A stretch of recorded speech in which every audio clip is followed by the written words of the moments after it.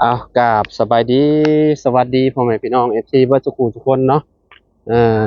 สกายมาเห็นแม่ตู้สองคนนี่พี่น้องเอ้ยเนาะบ่ฮู้ว่าเพิ่นมาแต่ไสเนาะสบายดีแม่ตู้สบายดีสบายดีเนาะพากันมาแต่ไสมาแต่เอาพักนะ ไปหาผักบ่ ดูคนคิด โอ้หาผักขายผักหยังอันนี้ พักคิดนะพักกู ผักกูดบ่เอามาพี่อืม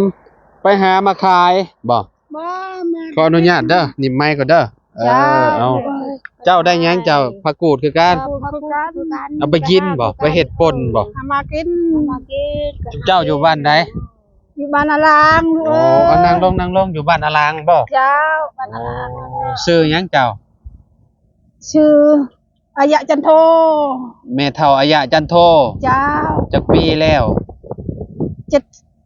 80 ปี เจ้าได้80ปี เจ้า อ๋อเจ้าเด้แม่เฒ่าอายะหยัง อายะอาตาแม่ปูนอายะบูน ชื่อแม่ปูนบ่ อายะบูน อายะบูนจักปีแล้ว ไปมาคือเจง ทำมาแม่นี่เอ้ย สำลาวสำกันนี่บ่80ปีบ่ 80 ปีมอน แม่เฒ่าจันโทจักปีลูกมีลูกจักคน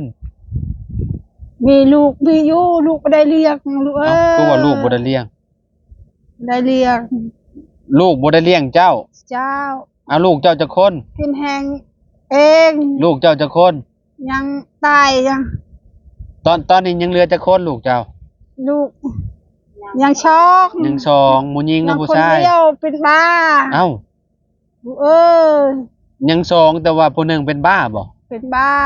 เพิ่นเป็นหยังคือเป็นบ้า เป็นบ้านะกินยาบ้าจะเป็นบ้า โอ้ย และเท่าทุกข์ยากคัน กินยาบ้าหลายบ่สูบยาบ้าหลายบ่ลูกเจ้าอืม สิไปแม่มาตีแต่แม่นี่ ตีเจ้า เจ้า ว้า จะได้เงินมา บ่ แม่มีเงินไป แม่ ใช้ แม่บ่มีเงินให้ เออ แม่บ่มีเงินให้ตีแม่ เออ โอ้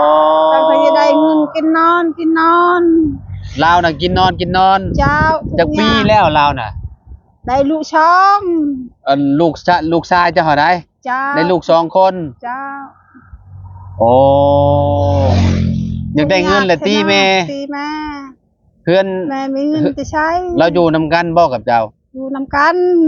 จะอยู่ต่างจะมันจะกินยังกินนอนกินนอน กินแล้วก็กินแล้วก็นอน เจ้า บ่ได้เฮ็ดเวียกเฮ็ดงานหยังเลย บ่ได้ โอ้ แม่ แต่ละมื้อแต่ละวันบ่ได้หา บ่ได้หายัง ลูกไผ่เจ้าเด้ซะเพิ่นหาหยัง ลูกไผ่หาเฮ็ด จ้ะเฮ็ดเนาะ เฮ็ดมาเฮ็ด เรา มันเมื่อยเพราะเดียวมันเลี้ยงลูกแน่เลี้ยงแม่เท่าแน่ อืม มันหาเงินจะใช้ลูกเอ้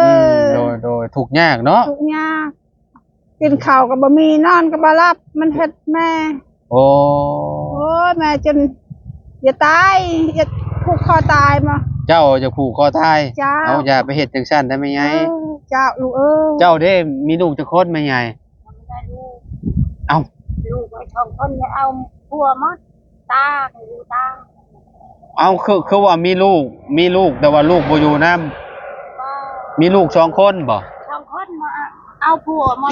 เอาผัวเบิด เออ ลูกทุกยาก ลูกทุกอย่างเอาพัวมาดู เอาผัวเบิดเนาะอืมพี่น้อง ท้องคนขอเท่า หมูยิงเบิดบ่ลูกเจ้า คนนี้ ไปอยู่น้ำผัวเบิดเลย เออ บ่ได้อยู่น้ำเจ้าเลย ก็ ป้า เขาเรียกเลย โดยอ่ะยับใกล้ๆกันแม่ตุ๊ยับเข้าใกล้ๆกันไม้มันยันมันบ่ได้ยินเนาะโดยเป็นเสี่ยวกันบ่หรือว่าเป็นพี่น้องกัน บ้านเดียว มาเที่ยว ทุกต่อทุกปี เป็นหมู่กันเนาะ เป็นหมู่ อื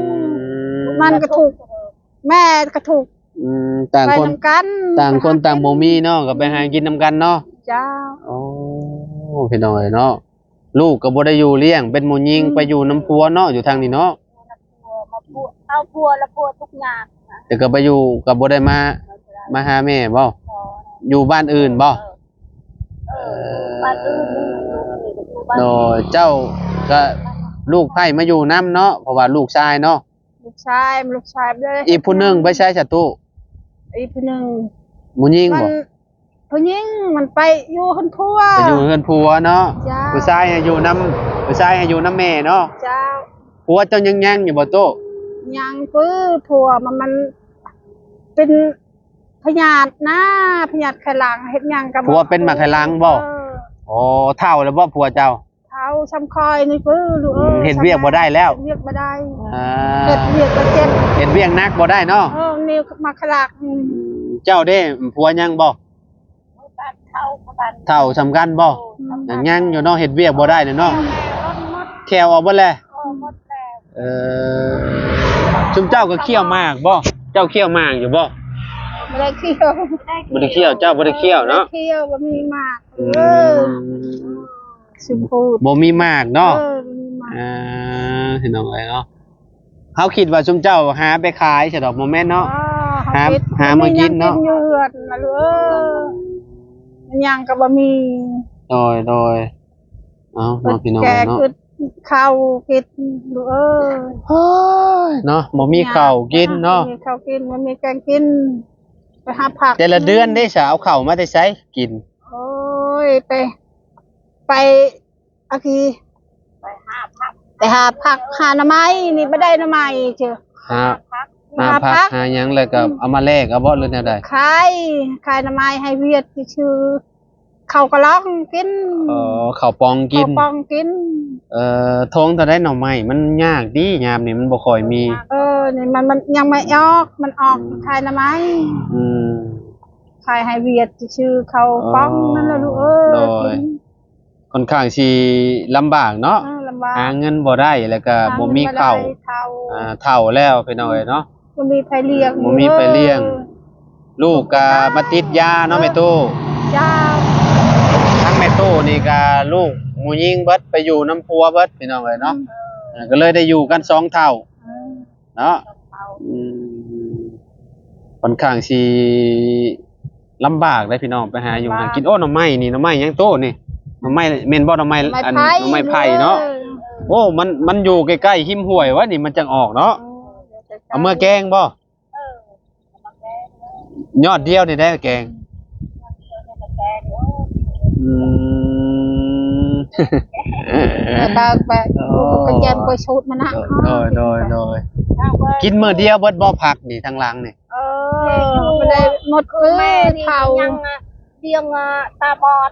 ฮะ เอ้ยครับเพิ่นตาบอด ไผตาบอด เอ้ย บ่ มันเลี้ยงตาบอดมันก็เฒ่าคือกันฉัน เลี้ยง มัน เลี้ยงเอ้อยตาบอดบ่ อ๋อตาบอด โดยพี่น้องเนาะ แม่เฒ่าอยู่คือเอ้อยเจ้านี่จักปีแหละแม่ตู้ตัวว่าเลี้ยงเพิ่นเฒ่าแฮงแล้วบ่ เฒ่าแห้งแล้ว เราบ่เห็นหุงเลยบ่ ตาบอดแต่ยังน้อย ตาบอดแต่ยังน้อยซุมเจ้าบ่ได้เฮ็ดไร่เฮ็ดสวนบ่แม่ตู้ โอ้ยเฮ็ดปืนลูกโอ้ยเมื่อยเฮ็ดมันก็เมื่อย เฮ็ดมันก็เมื่อยตัวว่าแล้วเนาะ จะตาย 70-80แล้วเนาะอายุหลายแล้วเนาะ เฮ็ดเดียวเมื่อย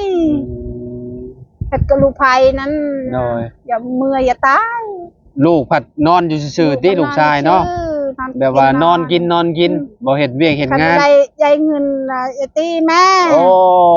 โอ้ย บ่ดี แม่จะ นี่ ปลูก นี่เนาะ คอตายแม่จนจะตายปลูกก็บ่กล้าปลูกลูกเอ้ย อย่าคิดสั้นได้แม่ตู้เอ้ยเนาะ จ้า ชีวิตคนเฮาเพิ่นจะได้เกิดมามันบ่แม่นเรื่องง่ายได้เนาะ ยันเลี้ยงลูกแต่ยังน้อยมาลูกจะฆ่าแม่จั เลี้ยงลูกเนาะเลี้ยงลูกเพื่อสิใหญ่เนาะแต่ละคนน่ะนะมาลูกยังจะฆ่าแม่ มันลูกยังมาฆ่าแม่บ่คิดจ้าตอนแม่อันเพิ่นเลี้ยงเจ้าทุกข์ยากซำใดแบบว่าอาศัยท้องมาเกิดซื่อๆลูกแบบนี้น่ะพี่น้องเอ้ยเนาะ นั่นแหละลูกเอ้ย แม่นบ่ตู้เฮาว่าเนาะ แม่น แบบว่าแบบบ่เฮ็ดหยังให้ก็ยังไขอันนี้ เวลาอันอยากกินอยากหากินเชียงชีพติดเพิ่นว่าอย่ามาตีแม่ตีพ่อแบบนี้นะพี่น้องเอ้ยเนาะลูกเพิ่นจะคนก็ตู้ลูกอันของลูกชายเจ้าน่ะ ลูกชาย แม่ลูกของเพิ่นน่ะจะค ตาน ยนั่นผู้หนึง คนหนึง ผู้หนึงไปชูไก่อยู่ บ่ว่าลูกของลูกชายเจ้าหันจักคน สอง มี2คนบ่ ผู้หนึงผู้ชายผู้หนึง ใหญ่เบิดซ้ำเฮานี่บ่ลูกชายเรา โอ้ยลักษณะเรานี้ชำนี้ บ่โดยเฮาสิเอาข้าวให้จุ๊บเจ้าเด้อ จ้า คนละอันทุงเด้อแม่ตู้เด้อ เจ้า ให้ชุมเจ้าเมื่อมากินเด้อพี่น้องเอ้ยเนาะเห็นเพิ่นในกลางทางเนาะพี่น้องเพิ่นพากันมาแต่หาปลากูดว่าซั่นเนาะเฮาก็เลยสิเอาให้เพิ่นพี่น้องเอ้ยเนาะ ขอกินแน่ โดยมาเฮาเดี๋ยวเอาข้าวให้ชุมเจ้าก่อนเด้อ เจ้าปังปลาแม่ลูกเอ้ย พี่น้องเอ้ยเนาะตอนนี้ก็สิเอาข้าวให้เพิ่นเนาะแล้วก็ปลากระป๋องนำเด้อตู้เอาของแม่ตู้นี่เด้อโดยเอาของแม่ตู้โดย เอ้ยเป็นใจดีแท้เนาะ โดยอันนี้ก็ข้าวเป็นกองผู้ใหญ่ใจดีคือกันเด้อที่ข้าวเด้อเอาตู้เอาอันนี้เป็นข้าวอันเหนียวเด้อบ่แม่นข้าวเจ้าเด้อซุมเจ้ามีแต่เอาเมื่อมาแล้วก็กินโลดนะ ขอบใจลูกเอ้ย โดยบ่เป็นหยังอยู่ดีมีแฮงเด้อสู้ๆเด้อแม่ตู้เด้อเนาะพี่น้องเอ้ยเนาะมีหยังมีหยังสิอวยพรให้ผู้ใหญ่ใจดีบ่อวยพรให้เพิ่นได้เด้ออยู่ในคลิปเด้อเอาฝากอันขอบคุณเพิ่นเนี่ยเด้อเพิ่นเป็นคนลาวอยู่ทางต่างประเทศบ่เด้อแม่ใจดีแล้วก็กับน้องสาวเพิ่นแหละเด้อแม่ตู้เพิ่นก็บ่ได้ประสงค์ออกนามดอกพี่น้องเขาเพิ่นฝากเงินมาแต่ตอนนั้นพุ่นแหละพี่น้องเนาะเขาก็ยังอยู่เฮาเห็นคนเพิ่นขาดเคินเนาะพี่น้องเฮาก็นี่แหละคือที่เห็นนั่นแหละเฮาก็เอาให้เพิ่นคนละทุงเนาะพี่น้องติดรถเมียนมาสั้นซะเนาะพี่น้องเนาะขอบคุณเพิ่นเด้อตู้เด้อขอบใจเพิ่นเด้อลูกเอ้ยพี่ใหญ่ใจดีแท้เนาะขอบใจหลายๆลูกเอ้ยให้คนทุกคนอยากให้ร่ำให้รวยเด้อจ้ะนะได้เงินหลาย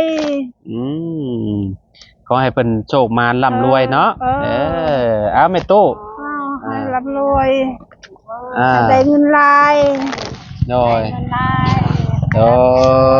ไม่โดยสุบเจ้าก็กลับบ้านดีๆเด้อสู้ๆเด้อเมื่อหากินข้าวกินน้ำปลากระป๋องกับเมื่อแกะกินโลนะตู้เด้อไว้หิวข้าวก็ได้เด้อโดยครับไปป้านเด้อมื้อนี้เด้อเอาสบายดีเด้อตู้เด้อโดยเนาะพี่น้องโอเคนะพี่น้องตอนนี้ก็เดินทางแหละพี่น้องเอ้ยเนาะจังได๋ก็ขอบคุณพ่อแม่พี่น้อง FC เบ่ทุกคนเนาะที่ติดตามและเป็นกำลังใจให้แล้วก็ขอบคุณทางแม่แล้วก็กับน้องสาวเพิ่นหลายๆเนาะเพิ่นฝากเงินมารอบก่อนให้เฮาซื้อข้าวซื้อน้ำหมดแหละพี่น้องเนาะขอบคุณเนาะให้อยู่ดีมีแฮงความเจ็บบ่ให้ได้ความไข้บ่ให้มีเด้อปรารถนาสิ่งใดก็ขอให้ได้สิ่งนั้นเนาะไปแล้วพี่น้องไว้พ้อกันคลิปหน้าเด้อสำหรับคลิปนี้เนาะกล่าวคำว่าสบายดีเด้อพี่น้องเด้อไปกับภาพบรรยากาศหนทางนี่แหละพี่น้องเนาะ